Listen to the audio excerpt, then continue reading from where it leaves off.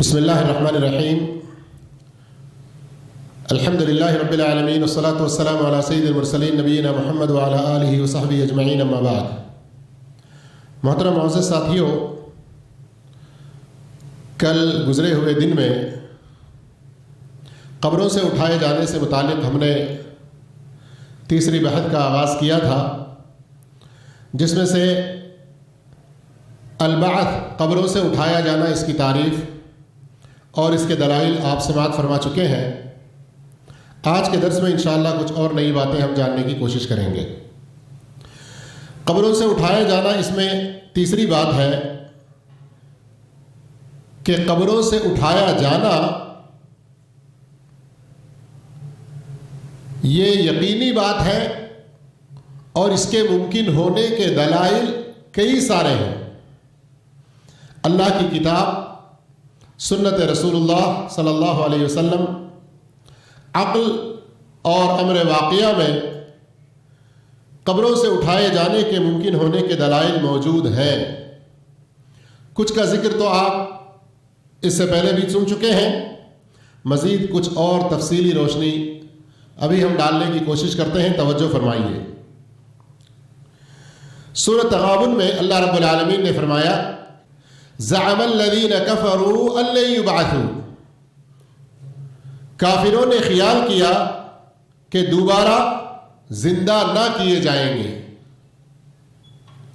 قل، آپ ان سے کہہ دیں، بلا، کیوں نہیں، وربی، میرے رب کی قسم ہے، لتبعثن، تم ضرور بضرور دوبارہ اٹھائے جاؤ گے، ثم لتنبؤن بما عملتم، اور جو کچھ تم نے کیا ہے اس کی تمہیں خبر دی جائے گی، وذلک علی اللہ یسیر، اور یہ اللہ کے لیے بالکل آسان چیز ہے۔ اس آیت پر اگر آپ غور کریں تو کتنی مرتبہ تاکیدی اسلوب بیان کیا گیا ہے۔ کافروں کا جو خیال ہے کہ ہم دوبارہ اٹھائے نہیں جائیں گے، ان کے خیال کا ذکر کر کے پھر حکم ہوا کہ آپ انہیں بتائیں۔ ایک تاکیدی حکم ہے اس کے اندر، ایک تاکیدی بات، بلا، بلا سے جواب شروع ہو رہا ہے، ہاں کیوں نہیں۔ اور یہ بلا کا لفظ، ہاں کیوں نہیں، کہ یہ انداز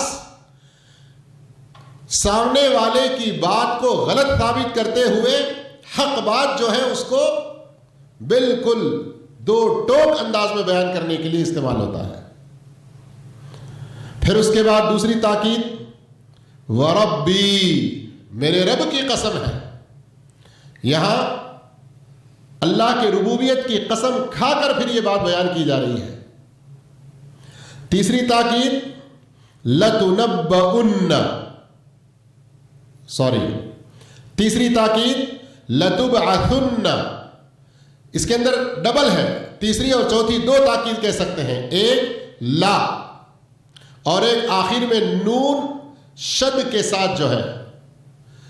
تو یہ عربی گرامر کی کچھ چیزیں بھی بتانے کا مقصد یہ ہے کہ جو لوگ اس غفلت میں پڑے ہوئے ہیں کہ مرنے کے بعد ہم دوبارہ زندہ نہیں کیے جائیں گے، مرنے کے بعد دوبارہ اللہ کے سامنے حاضر ہونا نہیں ہے، حساب و کتاب کوئی چیز نہیں ہے، ایسی غفلت میں جو لوگ ہیں وہ اپنی غفلتوں سے دور ہو جائیں، اور قیامت کے دن دوبارہ اٹھایا جانا یہ بالکل یقینی چیز ہے، اس میں کوئی شک کی گنجائش نہیں ہے۔ اس طرح اگر ہم قرآن مجید میں دیکھیں تو بہت سارے اور بھی دلائل ہیں، اور اس دنیا کے اندر ہی اللہ رب العالمین نے کچھ ایسے واقعات رونما فرمائے ہیں جن کے ذریعے قیامت کے دن دوبارہ اٹھایا جانا یہ یقینی ہے، اس پر ایمان اور بڑھ جائے۔ اب اس کے دلائل میں کچھ مثالیں آپ کے سامنے پیش کرتے ہیں جو قرآن مجید ہی سے ہیں کہ اس دنیا کے اندر ہی اللہ رب العالمین نے مار کے دوبارہ زندہ کیا. ایسے واقعات پیش آ چکے ہیں. اگر ہم غور کریں تو صرف سورہ بقرہ کے اندر ہی 5 مثالیں اس کی موجود ہیں. کتنی مثالیں؟ 5 مثالیں صرف سورہ بقرہ میں موجود ہیں. پہلی مثال موسیٰ علیہ السلام کی قوم نے جب کہا لن نؤمن لک حتی نری اللہ جہرا، جب تک ہم اپنے رب کو سامنے نہ دیکھ لیں ہرگز ایمان نہیں لائیں گے. نعوذ باللہ. ہمارے رب کو ہم اپنے آنکھوں سے دیکھنا چاہتے ہیں، جب دیکھیں گے تو اس کے بعد تم پر ایمان لائیں گے. ایسا مطالبہ انہوں نے کیا. اللہ رب العالمین نے ان کو مار دیا، پھر دوبارہ زندہ کیا. ثم بعثناکم من بعد موتکم. تو اللہ رب العالمین نے ایک تو مثال یہ دی. دوسری مثال موسیٰ علیہ السلام کے زمانے میں ہی پیش آئی. بنی اسرائیل کے درمیان ایک مقتول کے بارے میں اختلاف ہو گیا. ایک آدمی کی ہتیا ہو گئی، قتل کیا گیا. تو اب وہ جو قتل ہو گیا مقتول، اس کے بارے میں اختلاف ہوا کہ اسے کس نے قتل کیا. تو اللہ رب العالمین نے انہیں حکم دیا کہ تم ایک گائے ذبح کرو اور اس گائے کے ایک ٹکڑے کو مقتول سے لگا دو، تو وہ مقتول زندہ ہو جائے گا اور خود ہی بتا دے گا کہ اس نے کسے قتل کیا ہے. انہوں نے ایسا ہی کیا. اللہ رب العالمین نے مقتول کو زندہ کر دیا اور اس نے لوگوں کو قاتل کا نام بتا دیا، پھر مر گیا. بتانے کا مقصد آپ سمجھ رہے ہیں کہ اس دنیا میں اللہ رب العالمین نے ایسے واقعات بتائے ہیں جس سے دوبارہ زندہ ہونے کے، قیامت کے دن دوبارہ اللہ رب العالمین سارے انسانوں کو قبروں سے اٹھائے گا، انہیں زندہ کرے گا، اس بات کا ثبوت ہوتا ہے. تیسری مثال جو سورہ بقرہ میں ہے، ان لوگوں کا واقعہ جو موت کے ڈر سے گھروں سے نکل کھڑے ہوئے. الم تر الی الذین خرجوا من دیارہم، موت کے ڈر سے گھروں سے نکل کھڑے ہوئے، حالانکہ وہ ہزاروں کی تعداد میں تھے. وہم الوف. تو کیا ہوا؟ پہلے اللہ رب العالمین نے انہیں موت دے دی اور پھر دوبارہ زندہ کیا، پھر دوبارہ ان کو زندہ کیا. چوتھی مثال جو اسی سورہ بقرہ میں ہے، اس آدمی کا واقعہ جو ایک مردہ بستی کے پاس سے گزرا. او کالذی مر علی قریۃ وہی خاویۃ علی عروشہا.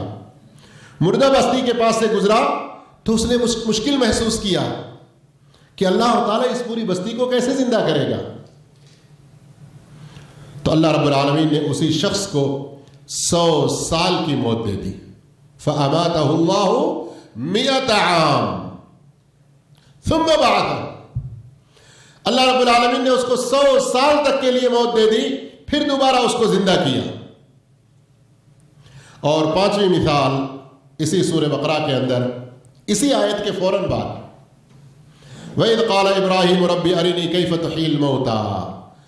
جب ابراہیم علیہ السلام نے اللہ تعالیٰ سے درخواست کی کہ انہیں دکھایا جائے کہ وہ کیسے مردوں کو زندہ کرتے ہیں، تو اللہ رب العالمین نے ابراہیم علیہ السلام کو حکم دیا کہ وہ 4 پرندوں کو ذبح کریں اور ان کے ٹکڑوں کو ارد گرد کے پہاڑوں پر پھیلا دیں، پھر انہیں آواز دیں، پھر وہ ٹکڑے باہم مل جائیں گے اور ابراہیم کے پاس دوڑے چلے آئیں گے.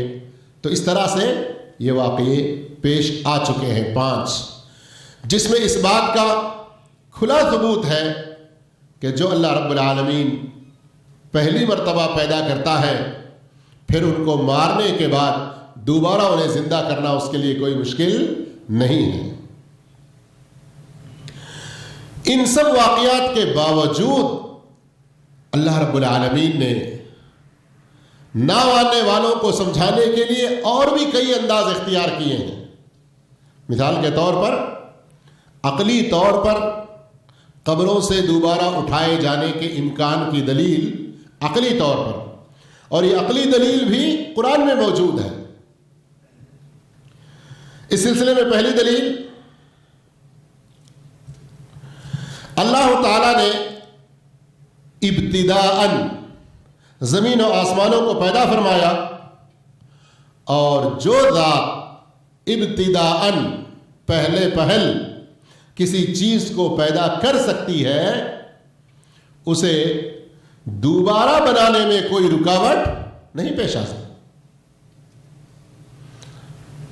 اور یہ بالکل عقلی چیز ہے، اور اس بات کا ذکر اللہ رب العالمین نے سورہ روم میں فرمایا، آیت نمبر 27، وَهُوَ الَّذِي يَبْدَأُ الْخَلْقَ ثُمَّ يُعِيدُ، وہی اللہ ہے جس نے پہلی مرتبہ اول بار مخلوق کو پیدا کیا، ثم يعيده پھر دوبارہ ان کو زندہ کرے گا، دوبارہ ان کو پیدا کرے گا. وَهُوَ أَهْوَنُ عَلَيْهِ، یہ دوبارہ پیدا کرنا اس کے لیے اور بھی آسان ہے. وَلَهُ الْمَثَلُ الْأَعْلَى فِي السَّمَاوَاتِ وَالْأَرْضِ، اس کی بہترین اور اعلیٰ صفت ہے آسمانوں میں بھی اور زمین میں بھی. وَهُوَ الْعَزِيزُ الْحَكِيمُ، اور وہی غلبے والا اور حکمت والا ہے. اس سے پہلے بھی میں مختلف درسوں میں کئی مرتبہ بتا چکا ہوں، قرآن مجید میں کوئی بھی آیت ختم ہوتے ہوئے اللہ کے نام آتے ہیں، آیت کے اس مفہوم کے ساتھ ان ناموں کا جو معنی مفہوم ہے اس کا بڑا گہرا تعلق ہوتا ہے. اب یہاں پر اللہ کے ناموں میں سے العزیز اور الحکیم یہ دونوں استعمال ہوئے ہیں. العزیز کسے کہا جاتا ہے؟ وہ جو بالکل غالب ہی غالب رہتا ہے، اس پر کوئی غلبہ نہیں پا سکتا. تو یہ دوبارہ پیدا کرنا یہ اللہ کے لیے کوئی مشکل چیز نہیں ہے. یہی مفہوم اللہ رب العالمین نے سورہ انبیاء آیت نمبر 104 میں بھی بیان فرمایا، کما بدأنا اول خلق نعیدہ وعدا علینا انا کنا فاعلین، جیسے کہ ہم نے اول دفعہ پیدائش کی تھی اسی طرح دوبارہ پیدا کریں گے، یہ ہمارے ذمہ وعدہ ہے اور ہم اسے ضرور کر کے ہی رہیں گے. جو شخص بوسیدہ ہڈیوں کے دوبارہ زندہ ہونے کا انکاری ہو، بعض لوگوں نے ایسے کہا نا کہ انسان مر جاتا ہے، اسے قبر میں دفنانے کے بعد اس کی ہڈیاں بالکل بوسیدہ ہو جاتی ہیں، مٹی میں مل جاتی ہیں. تو جو شخص بوسیدہ ہڈیوں کے دوبارہ زندہ ہونے کا انکاری ہو، اس کی تردید کا حکم دیتے ہوئے اللہ رب العالمین نے سورہ یاسین میں فرمایا، قل یحییھا الذی انشأھا اول مرہ وہو بکل خلق علیم. آپ جواب دیجئے کہ انہیں وہ زندہ کرے گا جس نے انہیں اول مرتبہ پیدا کیا ہے، جو سب طرح کی پیدائش کا بخوبی جاننے والا ہے. ایک تو یہ طریقہ تھا اس اعتبار سے کہ پہلی مرتبہ پیدا کرنا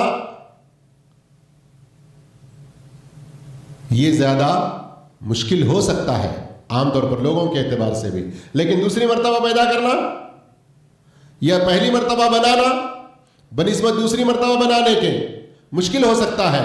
اس کا الٹا مفہوم، پہلی مرتبہ کے مقابلے میں دوسری مرتبہ بنانا زیادہ آسان ہوتا ہے.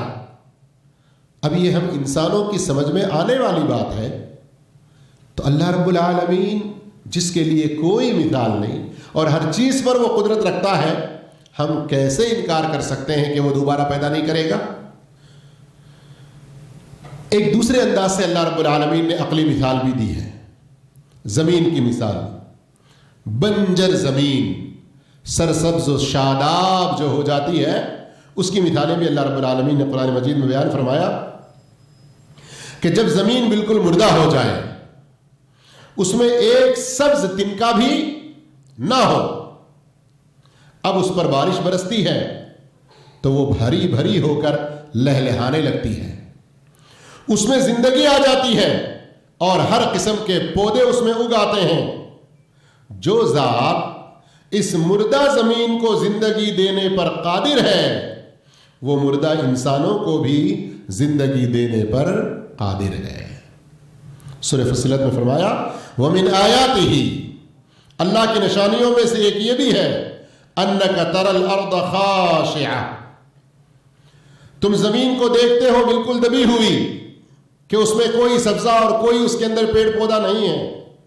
فَإِذَا أَنزَلْنَا عَلَيْهَا الْمَاءَ اهْتَزَّتْ وَرَبَتْ، جب ہم اس زمین پر بارش برساتے ہیں، پانی گراتے ہیں، پھر وہ لہلہانے لگتی ہے اور اس میں پودے اگنے لگتے ہیں۔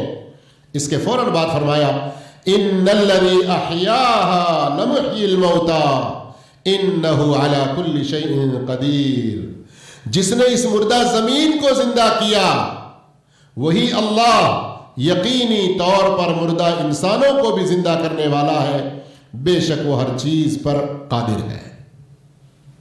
اسی بات کو اللہ رب العالمین نے سورہ قاف آیت نمبر 9 سے 11 میں اس طرح سے بیان فرمایا وَنَزَّلْنَا مِنَ السَّمَاءِ مَاءً مُبَارَكًا، ہم نے آسمان سے بابرکت پانی برسایا، فَأَنبَتْنَا بِهِ جَنَّاتٍ وَحَبَّ الْحَصِيدِ، اور اس سے باغات اور کٹنے والے کھیت کے غلے پیدا کیے، وَالنَّخْلَ بَاسِقَاتٍ لَهَا طَلْعٌ نَضِيدٌ، اور کھجوروں کے بلند و بالا درخت جن کے خوشے تہبتا ہیں، رزقا للعباد، بندوں کی روزی کے لیے، وَأَحْيَيْنَا بِهِ بَلْدَةً مَيْتًا، اور ہم نے پانی سے مردہ شہر کو، مردہ زمین کو زندہ کر دیا، كَذَلِكَ الْخُرُوجِ، اسی طرح قبروں سے نکل کے باہر آنا ہے اور اسی طرح ہم انسانوں کو بھی دوبارہ زندہ کریں گے۔ دیکھیے اللہ رب العالمین نے کس طرح سے زمین کی سوکھی ہوئی اور بالکل بنجر، اس پر ایک دانہ نہیں، ایک ہریالی نہیں، لیکن پانی برسنے کے بعد کس طرح سے اس کو زندہ کرتا ہے، اس مثال کے ذریعے انسانوں کے دوبارہ زندہ ہونے کو ذکر فرمایا۔ اور کل کے درس میں آپ نے سن لیا تھا صحیح مسلم شریف کی حدیث کے حوالے سے کہ اللہ رب العالمین کس طرح سے زندہ کرے گا دوبارہ، کہ جب اللہ رب العالمین چاہے گا کہ دوبارہ سب کو زندہ کرے تو بارش برسائے گا، پھر جیسے حدیث کے اندر اور تفصیل آتی ہے کہ انسان کس قدر زمین میں وہ گھل مل جائے، پوری طرح سے بوسیدہ ہو جائے، لیکن ریڑھ کی ہڈی کا آخری ایک حصہ بچا رہتا ہے، پھر اس کے ذریعے ہی سب کو ایسے پیدا کرتا ہے جیسے کہ بیج سے کوئی کوپل اٹھ آتی ہے۔ پھر اسرافیل علیہ السلام کو دوبارہ سور پھونکنے کا حکم دیتا ہے، جس سے سب کے سب زندہ ہو کر اللہ کی بارگاہ میں میدان محشر میں کھڑے ہونے کے لیے حاضر ہوں گے۔ یہاں تک تو بعثت کے ممکن دلائل مختلف پیرایوں میں سمجھائے گئے۔ اب قبروں سے اٹھائے جانے کے بارے میں ایک چوتھی بات، دین اسلام میں بعثت پر ایمان لانے کا مقام کیا ہے؟ قبروں سے اٹھائے جانے پر ایمان جو لانا ہے، اس کی کیا اہمیت ہے، اس کا کیا مقام و مرتبہ ہے؟ بعثت پر ایمان لانا آخرت کے دن پر ایمان لانے میں شامل ہے، اور ہر طرح کے غیب پر ایمان لانے میں بھی شامل ہے، اور اس کی اہمیت کسی سے پوشیدہ نہیں، جیسا کہ گزر چکا ہے کہ اس کا دین میں عظیم مرتبہ ہے۔ اس کے مقام و مرتبے کو واضح کرنے کے لیے بہت ساری شرعی دلائل کا ہم پیچھے ذکر کر چکے ہیں، اور اس بات سے بھی اس کی اہمیت واضح ہو جاتی ہے کہ اللہ تعالیٰ نے اس کے ہونے کی قسم کھائی ہے۔ قل بلا وربی، سن چکے ہیں نا اس سے پہلے آیت سورہ تغابن کی کہ اللہ رب العالمین نے قسم کھا کر اس بات کا ذکر فرمایا ہے، اور مزید اس پر ایمان لانے والوں کی تعریف فرمائی ہے، اور بتایا ہے کہ یہ سچا وعدہ ہے اور یہ واقعہ ہو کر رہے گا، اور جنہوں نے اس کا انکار کیا، اس کو نہ مانا، اللہ نے ان کی بہت سخت مذمت بیان فرمائی اور ان کے لیے بڑی سخت وعیدیں بیان فرمائی ہیں۔ قبروں سے اٹھائے جانے کے بارے میں پانچویں اور آج کے درس کی آخری بات، جو شخص قبروں سے اٹھائے جانے کا انکار کرتا ہے وہ اللہ کا بھی انکار کرنے والا ہوگا۔ قبروں سے اٹھائے جانے کا کفر اللہ کے ساتھ کفر کے برابر ہے۔ کیوں؟ اس لیے کہ اللہ رب العالمین نے جس چیز کے ہونے کے بارے میں وعدہ کیا، قسم کھا کر بیان کیا، اللہ کی اس بات کو نہ ماننے والا وہ اللہ کو ماننے والا بھی نہ ہوا۔ اور اسی طرح آخر قبروں سے اٹھائے جانے کو نہ ماننے والا رسولوں کا بھی منکر اور اس کی کتابوں کا بھی منکر ہوگا۔ اس لیے کہ اللہ کے جتنے سارے رسول آئے ہیں، اللہ کی جتنی ساری کتابیں آئی ہیں، یہ سب کی سب دوبارہ قبروں سے اٹھائے جانے کو ثابت کر چکی ہیں۔ اب اگر کوئی کہے کہ میں اللہ کو مانتا ہوں، اس کے رسولوں کو مانتا ہوں، اس کی کتابوں کو مانتا ہوں، لیکن قبروں سے اٹھائے جانے کو نہ مانے، تو گویا وہ اللہ کو، اس کے رسولوں کو اور اس کی کتابوں کو ماننے والا نہ ہوا۔ اور سورہ تغابن کی آیت اور اس کے علاوہ قرآن مجید کی بہت ساری آیتیں ہیں جو اس سلسلے میں دلیل بنتی ہیں۔ لیکن آئیے حضرت ابو ہریرہ رضی اللہ عنہ کی ایک روایت سنتے ہیں۔ اللہ کے رسول صلی اللہ علیہ وسلم نے فرمایا، اللہ رب العالمین نے فرمایا، حدیث قدسی اس کو کہتے ہیں، آدم کا بچہ مجھے جھٹلاتا ہے، کذبنی ابن آدم، اور یہ اس کے لائق نہیں ہے، اور آدم کا بیٹا مجھے گالی دیتا ہے اور یہ اس کے لیے مناسب نہیں ہے۔ یہ بات کون کہہ رہا ہے؟ اللہ رب العالمین فرما رہا ہے، حدیث قدسی اس کو کہتے ہیں۔ اللہ فرما رہا ہے کہ آدم کا بچہ مجھے جھٹلاتا ہے اور یہ اس کے لائق نہیں ہے، آدم کا بیٹا مجھے گالی دیتا ہے اور یہ اس کے لیے مناسب نہیں ہے۔ اس کا جو جھٹلانا ہے وہ کیا؟ وہ مجھے یہ کہہ کر جھٹلاتا ہے کہ جیسے میں نے اسے پہلے پیدا کیا تھا دوبارہ نہیں پیدا کر سکوں گا۔ بات سمجھ میں آئی؟ کوئی اگر یہ دعویٰ کرے کہ میں اللہ کو مانتا ہوں لیکن قبروں سے اٹھائے جانے کو نہ مانے تو اللہ کا ماننے والا نہیں ہوا۔ کیوں؟ اللہ رب العالمین خود فرما رہا ہے حدیث قدسی میں، اس کا مجھے جھٹلانا یہ ہے کہ میں نے اسے پہلے جیسے پیدا کیا تھا ویسے دوبارہ پیدا نہ کر سکوں گا، اور وہ مجھے یہ کہہ کر گالی دیتا ہے کہ اللہ نے بیٹا بنا لیا ہے، نعوذ باللہ۔ جیسے بہت سارے دوسرے لوگ ہیں جو یہ کہتے ہیں کہ اللہ کی، مشرکین میں سے کسی نے اللہ کے لیے بیٹیاں قرار دیا، کرسچنوں نے عیسیٰ علیہ السلام کو اللہ کا بیٹا کہا، یہودیوں نے عزیر علیہ السلام کو اللہ کا بیٹا کہا، تو یہ سب ان کے غلط دعوے ہیں اور یہ اللہ رب العالمین کو گالی دینے کے مترادف ہے۔ حالانکہ میں بے نیاز ہوں، نہ میں پیدا کرتا ہوں، نہ ہی مجھے کسی نے پیدا کیا، اور نہ ہی کوئی میرا ہمسر اور برابر ہے۔ یہاں تک اللہ کے فضل و توفیق سے ہم نے قبروں سے اٹھائے جانے کا جو مسئلہ ہے اس کو 5 شکل میں پوری طرح سے سمجھنے کی کوشش کی ہے، ورنہ موضوع اتنا لمبا ہے کہ ہم اور کئی دن بھی اس میں لگا سکتے ہیں، لیکن انشاءاللہ اسی پر اکتفا کرتے ہیں۔ اگلے درس میں قیامت، حساب، میزان اور اعمال ناموں کا پھیلایا جانا، اس کے بارے میں انشاءاللہ ترتیب کے ساتھ تھوڑا تھوڑا سننے کی اور جاننے کی کوشش کریں گے۔ اللہ رب العالمین سے دعا کرتے ہیں اللہ ہم سب کو نیک توفیق عطا فرمائے، آخرت پر ہمارا ایمان پختہ کرے اور اس کے لیے صحیح تیاری کرنے کی توفیق عطا فرمائے۔ جزاکم اللہ خیرا، والسلام علیکم ورحمۃ اللہ وبرکاتہ۔